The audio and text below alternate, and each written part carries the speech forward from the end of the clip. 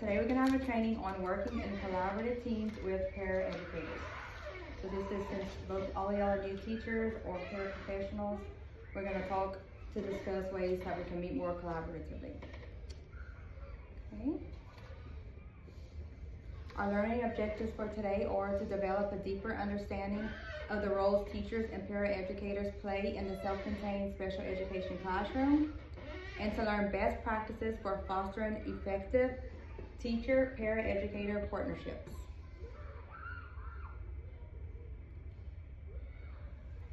The most valuable resources that all educators have are each other. Especially in a special education classroom, we know that it does not work with just one person. I'm going to show you a short little video real quick.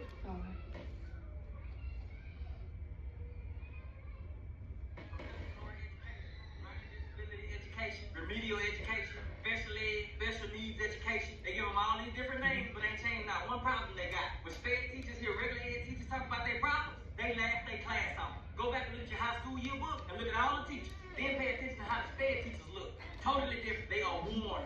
Teachers sped in front of faint. It's more than just telling the kids to turn to page 6. Still a sped teacher that was in so much in a hurry to leave, she left her walker. She literally walked away. And some of them kids don't even need to be in that. I know a little boy in sped that was smarter than my whole third period. They so quick to put a label on these kids instead of taking the time to try to find out how to teach them. Sped teachers need their own day because they got a different set of issues. I used to always go to the sped room every time I got a break. Mr. Brown, why you always go in there? Because they're the only ones that understand me. After I saw what sped teachers do, I stopped complaining because they can't just teach. They teach them, they feed them, console them, change them, all while having to restrain some of them. I said, y'all more than just sped. Y'all are sped back and beyond. Sped stand for should have paid them extra than never. Can y'all relate to that? Yes. Definitely. Absolutely. Definitely. That's why, I mean, you have to thank your teacher every single day, or the parent in the room, because it does not work, and you would not make it but a year without them. I know that from experience. And feed them. How often do we feed our students their new foods and Very often. yeah. Okay, so teacher roles. The first thing we do is talk about the roles that teachers have and pairs, although we do know that sometimes they intertwine together. But basic teacher roles are for the curriculum, to plan lessons and determine instructional procedures. So the teacher's the one that makes the lessons, plans it, decides what's going to be taught, delivers the whole group or small group or one-on-one, delivers the instruction to the students, and administers and interprets formal and informal assessments like state assessments, things like that. And to identify the needs of the students, so to determine what the needs are, their accommodations, what modifications the students need. Roles for teachers with parents and students are to observe and analyze their behaviors, and then determine or create the functional behavioral assessment, and then create the BIPs, or the behavior intervention plans. Initiates written contact with parents, holds conferences with parents, shares the progress of their child with the parents. So the teacher is the one that initiates all contact with the parents. Teacher's role with educators, to train the para-educators in all necessary areas in the content, what is being taught, model the lessons, provide para-educator with their assignments. This includes schedules, times, what are they in charge of, direct, monitor, and assess para-educators' performance. So to monitor them, their performance, if there's any improvements that need to be made, answer any questions that they may have, offer encouragement, because we know that everybody needs encouragement or they'll be walking out the door. Supervise the paraeducators, and then schedule weekly meetings, kind of like their regular ed teachers do, which is really an issue sometimes because they have regular PLC meetings. But usually SPED or paraeducators are not, there's no time set aside for them to meet. Can you think of any other jobs that teachers may have, their roles that they have? Have to write the IEPs. Yes. You gotta communicate with the school board, besides the parents and the other faculty. Right, correct. All right, paraeducator roles. As far as the curriculum goes, paraeducators they carry out the plans provided by the teacher. So the teacher should make the written plans, and the paras help to carry out those plans. And then report the progress whenever they work in small group with their students, they report the progress back to the teacher. Reinforce the lessons introduced by the teacher. So whatever's taught by the teacher, they go into small groups. Paras would reinforce, give any accommodations, anything that they need. Administer informal tests. This would be like, maybe they're using their little weekly test. Administer progress monitoring, record the progress monitoring, and then you can share the results with the teacher. So that could be, you progress monitor, score it, put it in graphs, and then you share the data with the teacher. Read and listen to students read, and then provide guided practice to students. We know that's not all that y'all do. Y'all do a lot more than that. For the curriculum for students and parents, you support the students, assist students with personal care, bathroom, feedings. I know we've done that before. Provide support in regular classroom settings, carry out behavior plans, record student behavior. So when the students have BIPs, the paraeducator can record the data throughout the day and then share the data with the teacher. Participating meetings when invited by teachers. So if there's a IEP meeting or a meeting with a parent and the teacher wants the parent to be present, then you'll be invited, so you would come at that point. Refer parents to teachers. So if a parent comes to you with a problem or an issue, I know sometimes y'all have parents, I've been having that lately this school year. If a parent comes to you, your job is to refer the parent to the teacher. Right. All right, with teachers, make and prepare materials, input attendance, daily attendance, check and file papers, enter progress monitoring data, supervise cafeteria or playground when the class is in there, and data collect. Whatever data collection needs to be done in the classroom, you can help the teachers collect the data. Any other additional roles that you think that paraeducators can play in the classroom? Ask for help, especially if uncomfortable or unsure how to do something. Right, instead of the teacher assigning something and rolling with it, you could ask for help, especially if you're not comfortable. Or it's a role that really should be done and you know that it should be done by the teacher. Look, I'm not comfortable, following this role, I should be doing this. How can we communicate that better? Be flexible to help our students, and collect student folders. Yes, especially in special education, because we know that there's no minute that's the same. You can plan and plan and plan for assignment, but guess what? Something might change, or you might notice a student is not learning or paying attention and may need an adjustment made to be able to do that. Okay. How does the collaborative roles of special education teachers and paraeducators enhance student engagement and learning? How do y'all think that happens? And then they have to utilize each other's strengths. Right, so in the classroom, if you utilize each other's strengths, the students get the best opportunity, or they get the best of both worlds. They get the best from each other. Because one may be strong in, the other's not, and vice versa. So you utilize each other's strengths, then what? All right. Our next part is practices for fostering effective teacher-paraeducator partnerships. This is forming a team that works well together, that communicates well together. So one of the biggest things whenever you're doing this is to work cooperatively. Those personality characteristics that come together that can foster a partnership.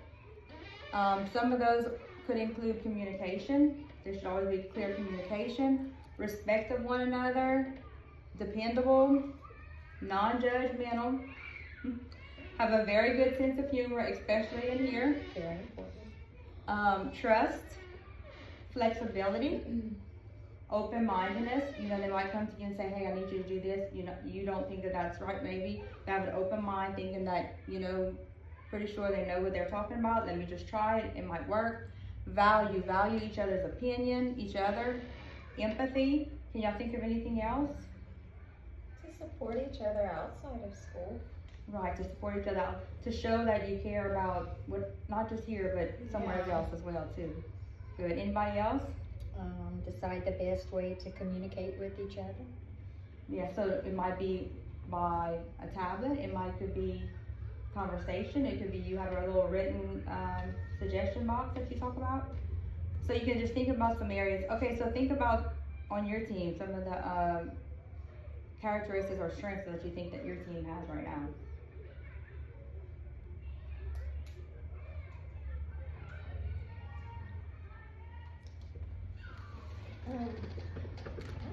We all get well, respect each other. We listen, we don't judge. Listen and don't judge, exactly. Is that a TikTok? I think it is. And we have a lot of patience. Yeah. A lot of patience with the kids, with each other, you have to. Yes.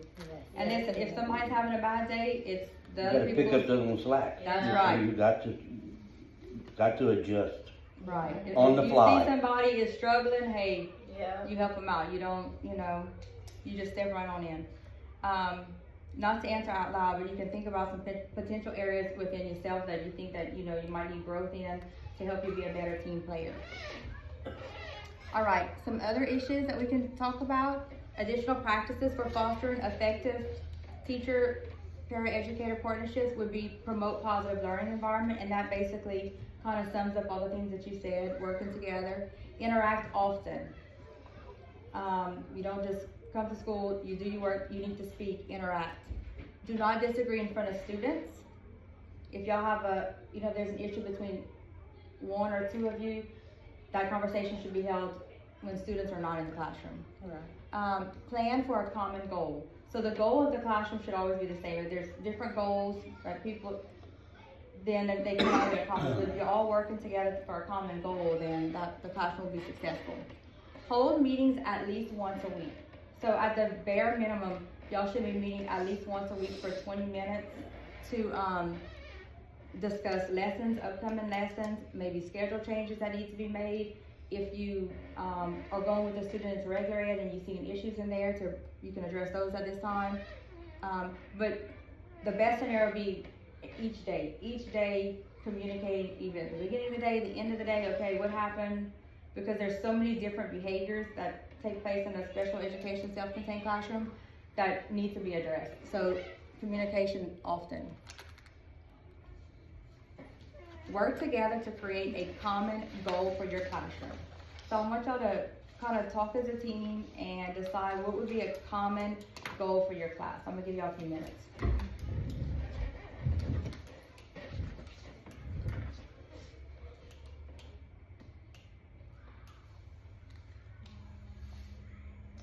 Yeah. Listen.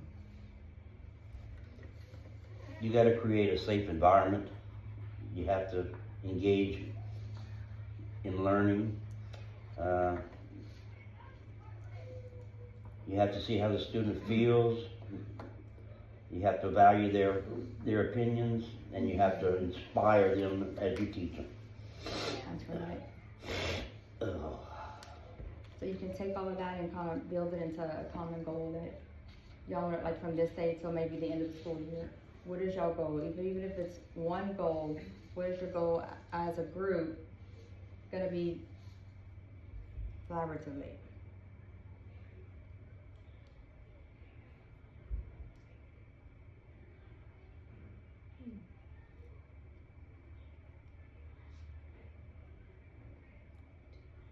One could be the recorder. You can kind of take what he said and bring it all together.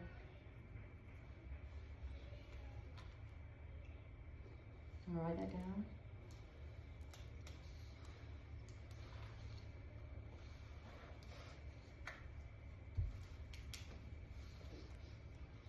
All right, you want to read it?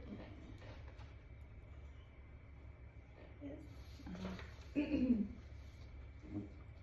What? Okay, to create a safe and engaging learning environment where students feel valued and inspired to learn. Very good, that's a great goal. All right, awesome. All right, to review this, and this is a short little professional development, and we'll continue. Like next week we'll plan another one. We'll get together after we meet and discuss how you implemented this, and then we'll have another one. But, so to review, we talked about understanding the roles of teachers and paraeducators play in the self-contained special education classroom, where teachers are more of the administrators. They do the planning, they do the supervising, and then the paraeducator is more the support staff in the classroom. Now, like we said, sometimes somebody needs their, pick up the slack of the other person. I mean, by all means, a teacher can easily go change a student if they need, or so just because those things are listed, or progress monitoring, or any of those are interchangeable with the teacher. Best practices for fostering effective teacher paraeducator partnerships. We talked about good cooperation, communication, flexibility. Do y'all remember some other ones? Did you say communicate? Yes, communicate. And you should communicate how often? Daily. Daily. I mean, it could be multiple times a day. Whenever something arises. The reality is too, I mean, we can all be cooperative, but there's different personalities that come in here. So we have to decide, put age or culture or, educational differences. All of those should be set aside, and we'll have a training on that later. Like when an issue does arise, ways to effectively solve those issues. But for now, the main thing is communication. Communicating and respecting each other and trusting that they're doing what's right. Also, simple gestures of caring and support. Like, I know you're having a rough day. I know he was hard on you. Go walk outside for 2 seconds. That would mean a lot to a person. Or if the student's hitting or hurting, swapping out team members to make, to take all the weight off of one teacher or one educator. Let's see what else. Prepare materials. One can do it. Share that responsibility. Sharing responsibility can go for a way. Take a lot off somebody's back. All right. Anybody have any questions for today? If you come across a difficult situation with behavior, what is the best thing to do? I would go to my teacher and say, listen, I'm having, maybe the teacher's not seeing the behavior when the teacher's, so the teacher does, if you saw in the teacher report, it says that the teacher does the behavior assessment. So maybe when the teacher did a certain assessment, the teacher did not see that kind of behavior. So I would bring it to the teacher can do another assessment, or maybe it's just happening in the regular ed classroom, So I would come back to the SPED teacher, say, hey, listen, this behavior doesn't happen in our room, but it's happening in the regular ed, just like I know y'all have that one student. And then the SPED teacher can schedule time to go observe, to see if you're observing, and then maybe revisit the behavior plan to determine what can be used and suggestions that can be made by to help you out also. All right, any other questions? That's it. Also, I'm going to be coming around to talk to y'all to see how you incorporated the para and making a form, and how you've been working on to meet your goals. How are y'all planning to meet the goal that y'all came up with today? So I'll probably come around this week or next week, and then we can discuss it. All right, thank you. Alrighty, ma'am. Thank you.